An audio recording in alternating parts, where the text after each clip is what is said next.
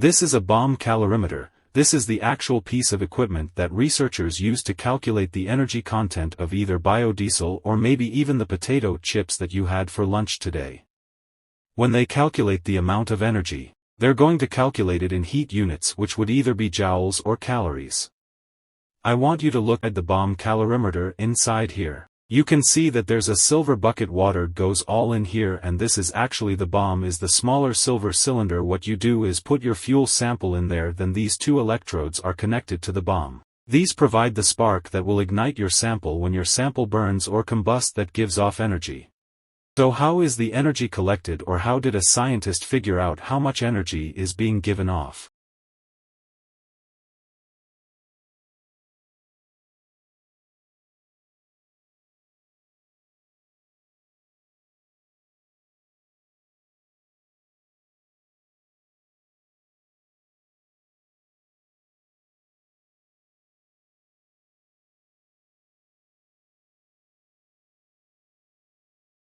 Current studies show that what goes on labels is an important consideration for manufacturers, since more than 70% of shoppers read food labels when considering whether to buy a product. A recent controversy as to whether labels on prepared foods should educate or merely inform the consumer is over, and a consumer group got its way.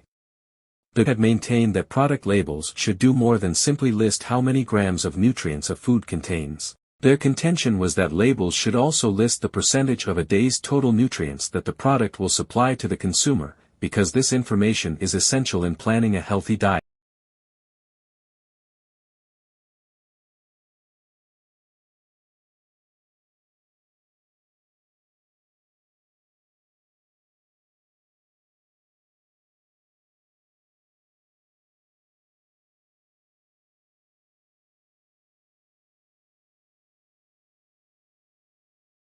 Your body is composed of trillions of cells, lots of different types of cells that make up different organs and other parts of your body.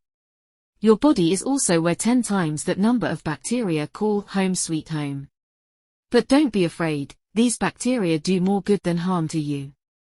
And besides, just in case you wanted to strike up a conversation with your tenants, you and your bacteria do have a few things in common.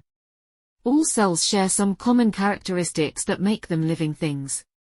All organisms are composed of cells, the basic fundamental unit of life. They contain DNA as a heritable genetic material, and they can reproduce.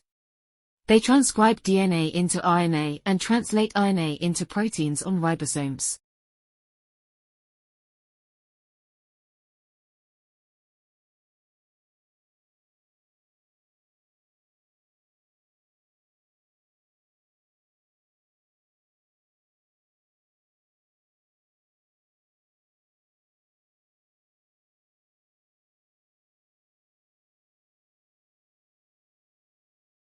Implicit memory involves the unconscious retention of information acquired through experience, shaping our actions and reactions without conscious awareness. Explicit memory, on the other hand, pertains to deliberate and conscious recall of facts and events.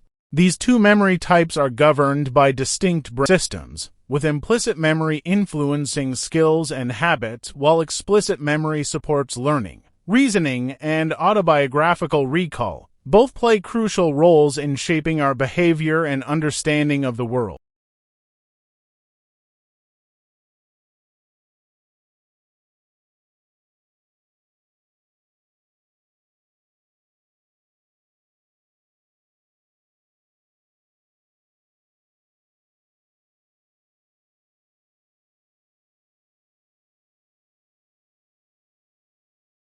Nissan will overhaul the inspection process for its Japan-destined vehicles for the first time in decades as the carmaker seeks to address a widening inspection scandal that has forced it to suspend production for the domestic market. The company said on Thursday that unauthorized workers had been certifying vehicles set for sale in the Japanese market. Even the company announced the recall of nearly 1.2 million cars earlier this month over the same issue, with investors increasingly concerned about Japan Inc.'s adherence to standards, concerns that were most recently inflamed by the Kobe Steel data falsification scandal. The news pushed Nissan shares down 1.6% on Friday, and also on the prices of its suppliers.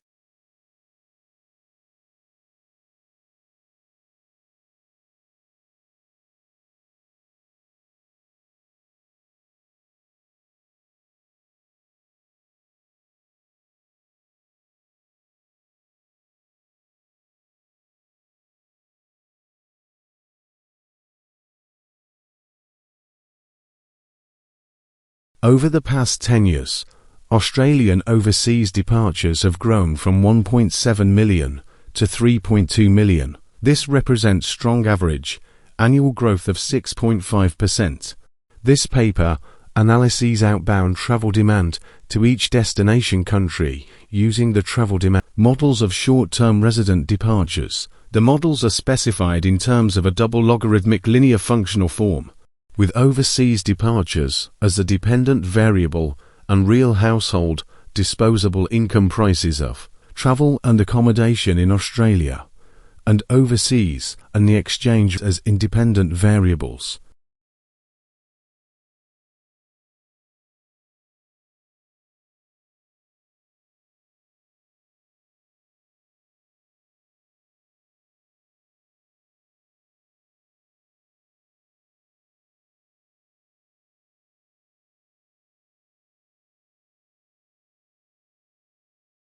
The last tourists may have been leaving the Valley of the Kings on the West Bank in Luxor, but the area in front of the tomb of Tutankhamun remained far from deserted.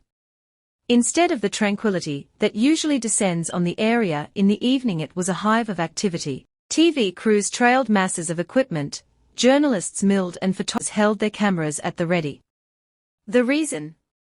For the first time since Howard Carter discovered the tomb in 1922, the mummy of Tutankhamun was being prepared for public display. Inside the subterranean burial chamber, Egypt's archaeology supremo Zahi Hawass, accompanied by 4 Egyptologists, 2 restorers and 3 workmen, was slowly lifting the mummy from the golden sarcophagus, where it has been rested mostly undisturbed for more than 3,000 years.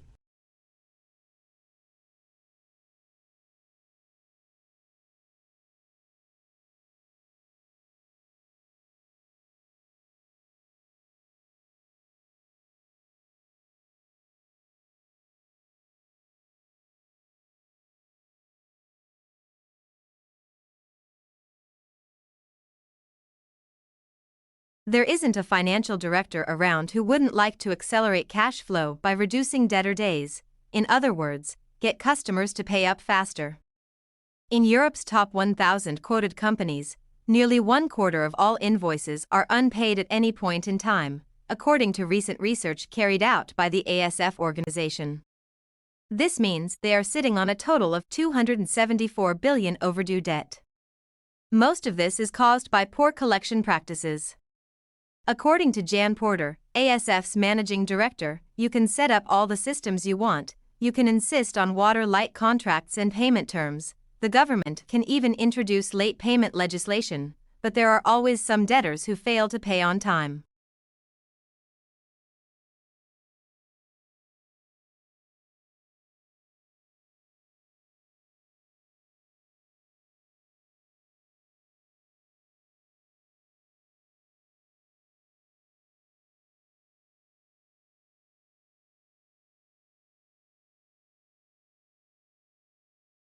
Opportunity cost incorporates the notion of scarcity. No matter what we do, there is always a trade-off. We must trade off one thing for another because resources are limited and can be used in different ways. By acquiring something, we use up resources that could have been used to acquire something else. The notion of opportunity cost allows us to measure this trade-off. The opportunity cost of something is what you sacrifice to get it. Most decisions several alternatives. For example, if you spend an hour studying for an economics exam, you have one less hour to pursue other activities. To determine the opportunity cost of an activity, we look at what you consider the best of these other activities.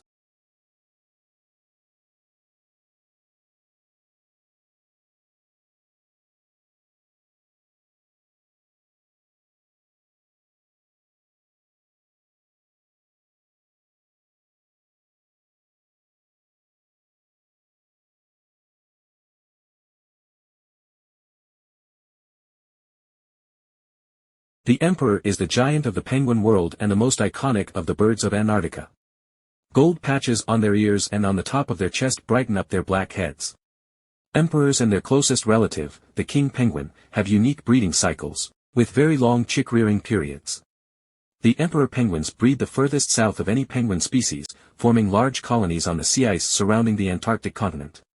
They are true Antarctic birds, rarely seen in the subantarctic waters. So that the chicks can fledge in the late summer season, emperors breed during the cold, dark winter, with temperatures as low at 50 degrees Celsius and winds up to 200 kilometers per hour.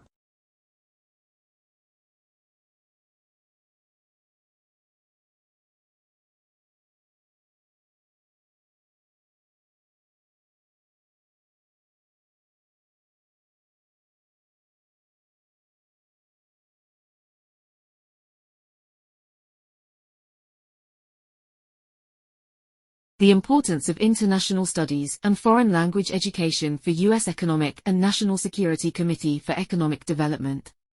To confront the 21st century challenges to our economy and national security, our education system must be strengthened to increase the foreign language skills and cultural awareness of our students. America's continued global leadership will depend on our students' abilities to interact with the world community both inside and outside our borders.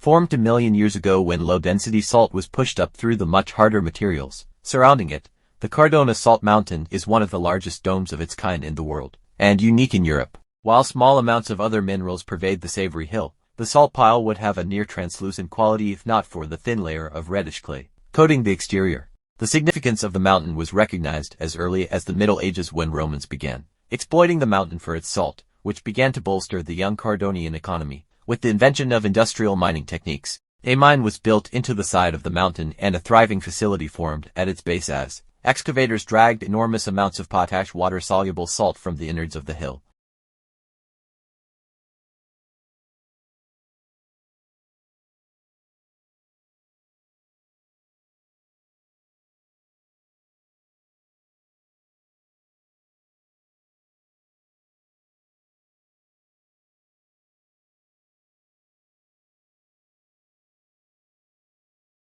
Over many centuries and across many territories, the Romans were able to win an astonishing number of military victories, and their success was due to several important factors. Italy was a peninsula not easily attacked, there was a huge pool of fighting men to draw upon, a disciplined and innovative army, a centralized command and line of supply, expert engineers, effective diplomacy through a network of allies, and an inclusive approach to conquered peoples which allowed for the strengthening and broadening of the Roman power and logistical bases. Further, her allies not only supplied, equipped and paid for additional men, but they also supplied vital materials such as grain and ships. On top of all this, Rome was more or less in a continuous state of war or readiness for it and believed absolutely in the necessity of defending and imposing on others what she firmly believed was her cultural superiority.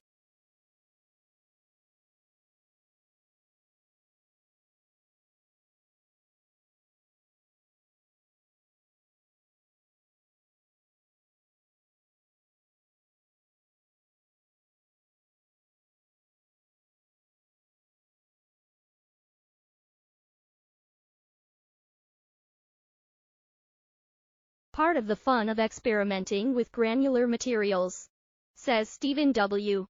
Morris, is the showmanship. In one stunt that he has demonstrated in settings ranging from high school classrooms to television studios, the University of Toronto physicist loads clear plastic tubes with white table salt and black sand, and starts them rotating. What transpires in the tubes usually knocks the socks off of any unsuspecting bystander. Instead of mixing into a drab gray sameness, the sand particles slowly separate into crisp black bands cutting across a long, narrow field of salt.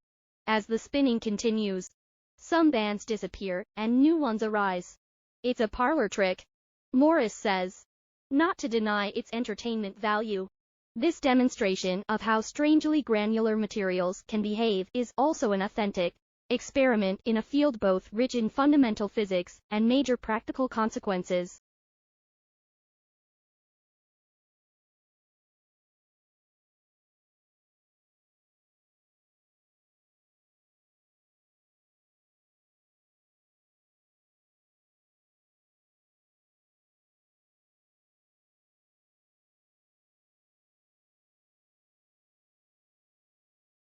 In 1959, the partial skeletal remains of an ancient woman estimated to be 10,000 years old were unearthed in Arlington Springs on Santa Rosa Island, one of the 8 Channel Islands off the Southern California coast.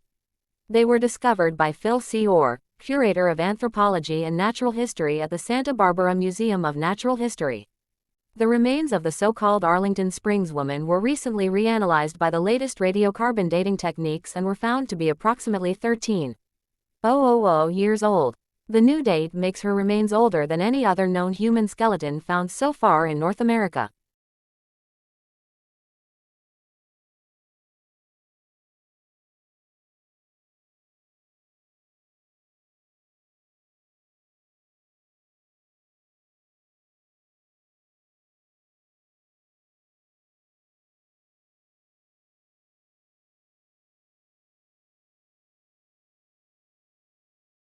Bees need 2 different kinds of food. One is honey made from nectar, which actually is a fluid that is collected in the heart of the flowers to encourage pollination by insects and other animals.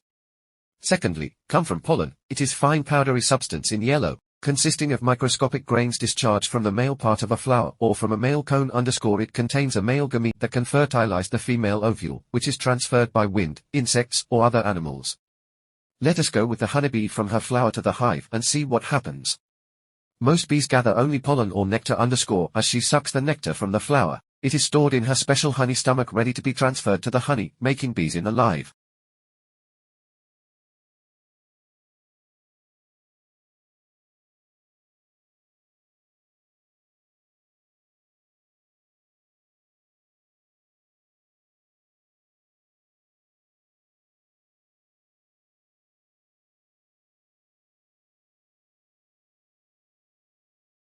Japan and China. At times, a broad stream of knowledge flowed from China to Japan. At other times, this transfer was halted from one side or the other, and Japan developed on its own. But whether in isolation or not, Japan was always itself. Everything that arrived from China was adapted to suit Japanese tastes and needs.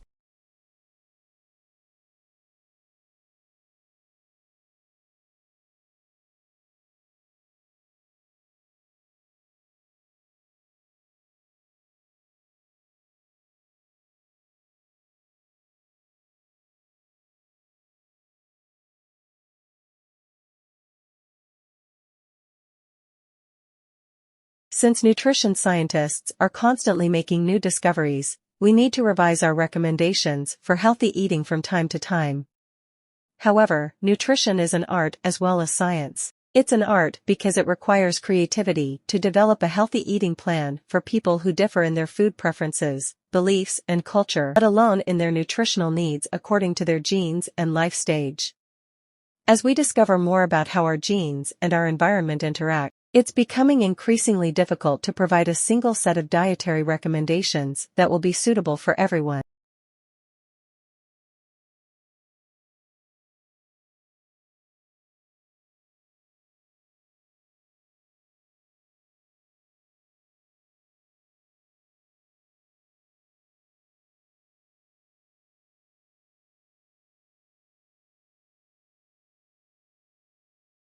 Our sense of cinema, as a site of commercial entertainment, can be traced back to the Lumiere brothers. In December 1895 they attracted a fee-paying public in Paris to sit and watch flickering images on an illuminated screen. The commercial Pandora's box they opened was to blossom in a few years in the world cinema industry, and, at its peak, the fantastical Hollywood. Yet in the 30 years in which this miraculous construction was accomplished, audiences rarely had to listen to films, only watch them. Hence, the early decades of cinema were characterized by the title silent. In fact, there was a lot of noise, machinery, audiences, musicians, and commentators. Even so, the absence of the human voice and dialogue make the films seem rather strange when viewed by a modern audience.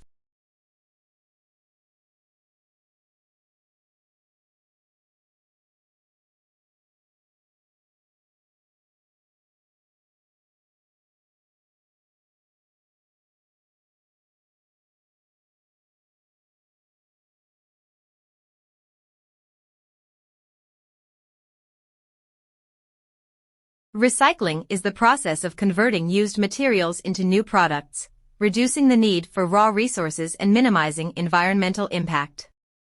By collecting and processing items like paper, plastic, glass, and metal, recycling conserves energy, reduces pollution, and lowers greenhouse gas emissions. It's a crucial practice to promote sustainability and combat the depletion of natural resources. Everyone's participation in separating recyclables and supporting recycling programs contributes to a healthier planet and a more sustainable future.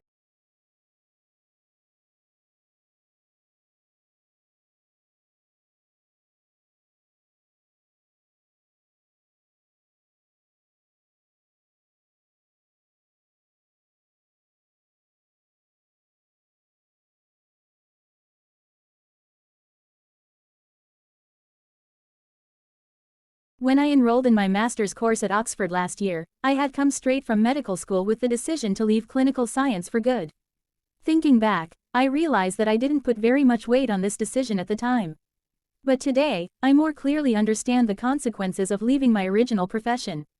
When I meet old friends who are now physicians and surgeons, I sense how our views on medical problems have diverged.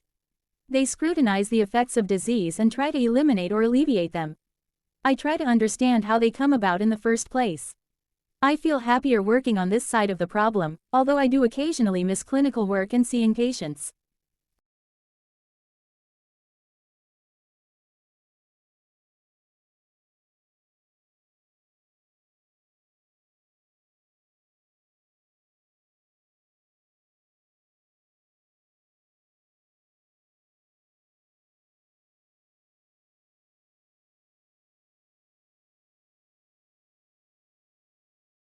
For Professor David Phoenix, the Dean of the Faculty of Science and Technology, the return of single honors chemistry is a master of credibility and pride. If you say you're a science faculty, you have to have all the core sciences, and this course will mean we attract a new supply of potential masters and Ph.D. students in chemistry. But he thinks that an attraction for students will be a teaching approach that differs significantly from his days as an undergraduate. This takes real-life issues as the starting point of lectures and modules, such as how drugs are made or the science behind green issues.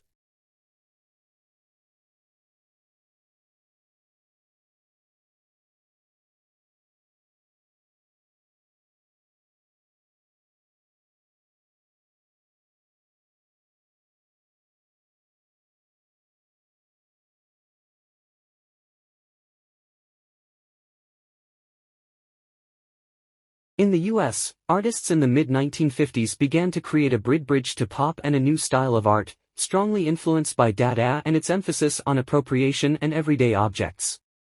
Artists increasingly worked with collage, consumer products, and a healthy dose of irony. Jasper Johns re-imagined iconic imagery like the UN flag. Robert Rauschenberg employed silkscreen printings and found objects, and Larry Rivers used images of mass-produced goods. These three are considered to be the forerunners of American pop.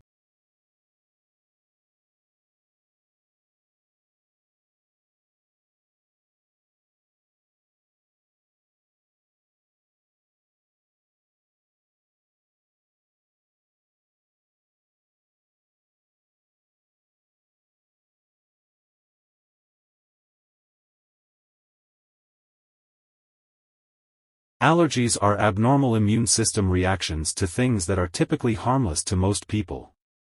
When you're allergic to something, your immune system mistakenly believes that this substance is harmful to your body. Substances that cause allergic reactions such as certain foods, dust, plant pollen, or medicines are known allergens. In an attempt to protect the body, the immune system produces antibodies to that allergen. Those antibodies then cause certain cells in the body to release chemicals into the bloodstream, one of which is histamine. The histamine then acts on the eyes, nose, throat, lungs, skin, or gastrointestinal tract and causes the symptoms of the allergic reaction. Future exposure to that same allergen will trigger this antibody response again. This means that every time you come into contact with that allergen, you'll have some form of allergy symptoms.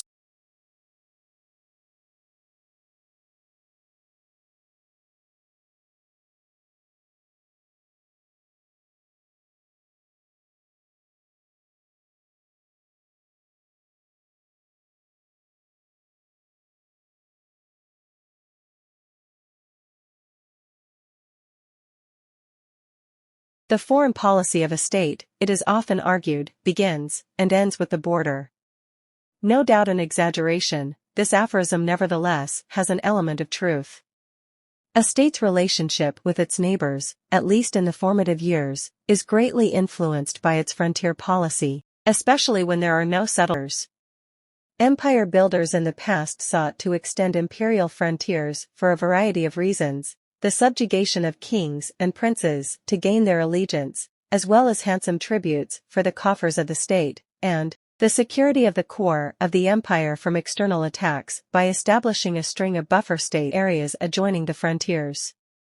The history of the British Empire in India was no different. It is important to note in this connection that the concept of international boundaries between two sovereign states, demarcated and delineated, was yet to emerge in India under the Mughal rule.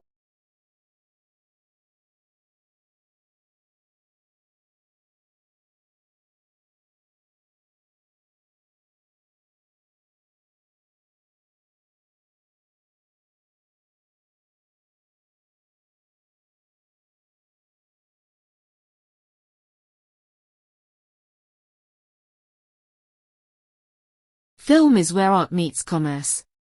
As Orson Welles said, a painter just needs a brush and the writer just needs a pen, but the producer needs an army. And an army needs money. A producer is just like an entrepreneur, we raise money to make films. First we need to find an original idea or a book or a play and purchase the rights. Then we need money to develop that idea, often a reasonably small sum.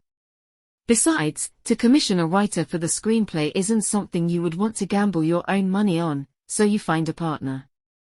We are lucky here in the UK, as we have Film, BBC Films and UK Film Council. All of these are good places to develop an idea. Producing in Britain is very different to producing in America or even Europe because the economic dynamic is different.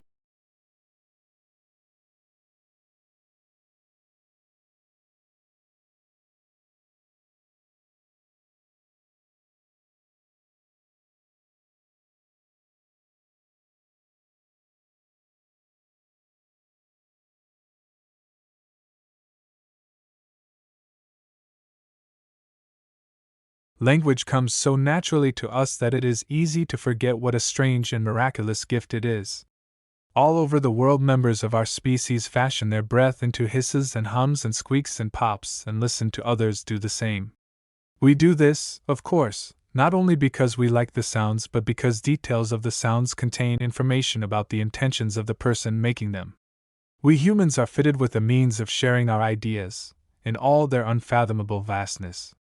When we listen to speech, we can be led to think thoughts that have never been thought before and that never would have occurred to us on our own.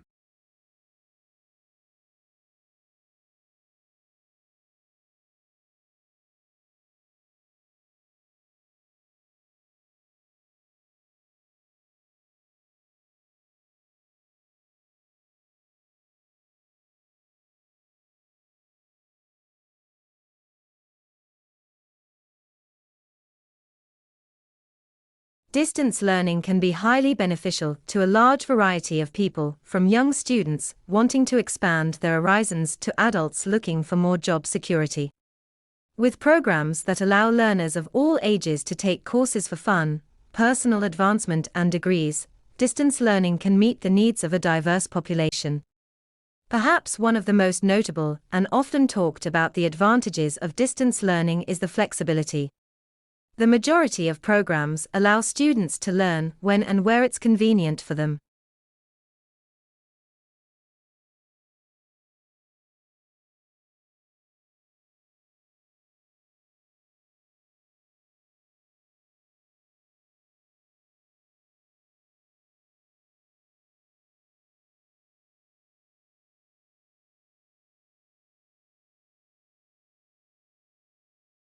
Learning to write well in college means learning, or relearning, how to write clearly and plainly. Now that doesn't mean that plainness is the only good style, or that you should become a slave to spare, unadorned writing. Formality and ornateness have their place, and in competent hands complexity can take us on a dizzy, breathtaking journey. But most students, most of the time, should strive to be sensibly simple to develop a baseline style of short words, active verbs and relatively simple sentences conveying clear actions or identities. It's faster. It makes arguments easier to follow, it increases the chances a busy reader will bother to pay attention, and it lets you focus more attention on your moments of rhetorical flourish, which I do not advise abandoning altogether.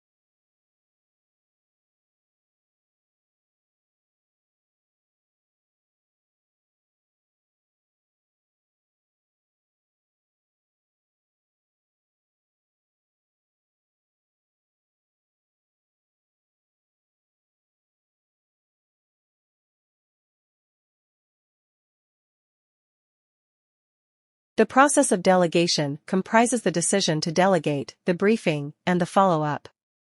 At each of these points, anticipate the potential problems. When you delegate, you are not delegating the right to perform an action, you are delegating the right to make decisions. It is important to be flexible, as the person to whom you delegate may have a better and faster way of completing a job than you.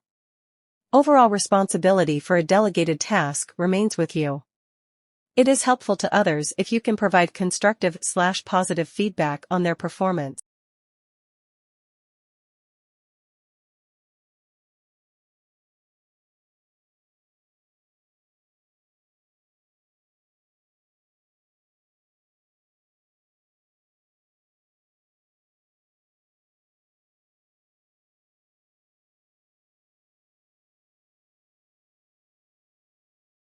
One distinguishing feature of business is its economic character.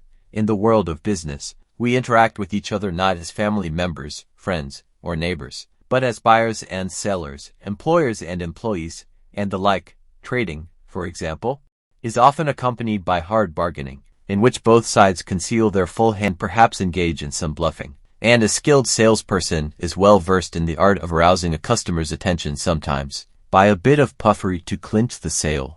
Still, there is an ethics of trading that prohibits the use of false or deceptive claims and tricks such as baitans which advertise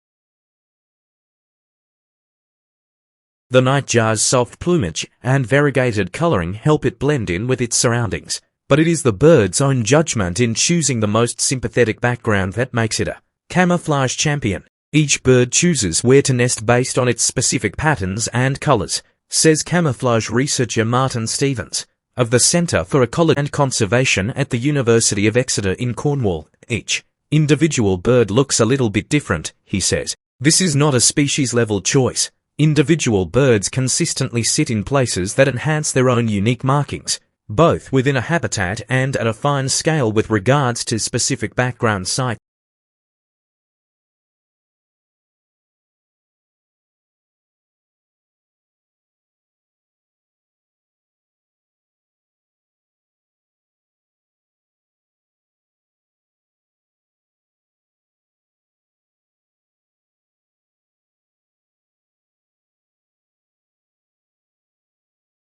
The United Nations is an international organization founded in 1945. Due to its unique international character and the powers vested in its founding charter, the organization can take action on a wide range of issues and provide a forum for its 193 member states to express their views. Through the General Assembly, the Security Council, the Economic and Social Council, and other bodies and committees. The work of the United Nations reaches every corner of the globe.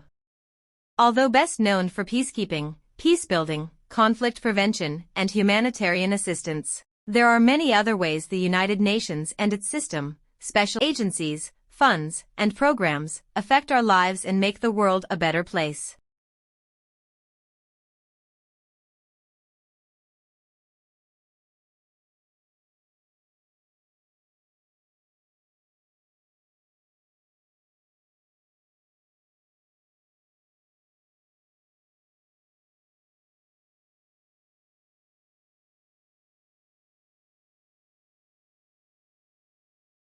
Arbitration is a method of conflict resolution which, with more or less formalized mechanisms, occurs in many political and legal spheres.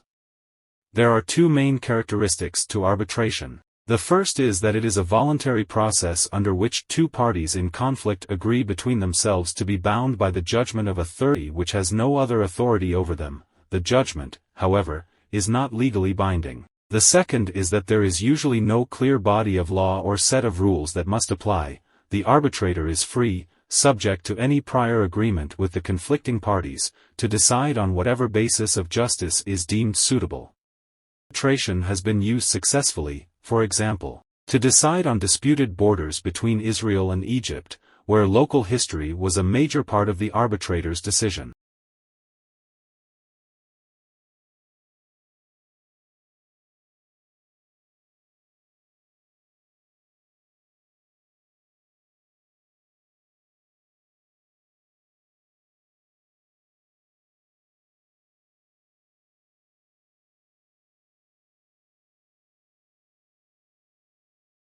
In the 250 years of its active evolution, funerary violin moved from the formal to the personal.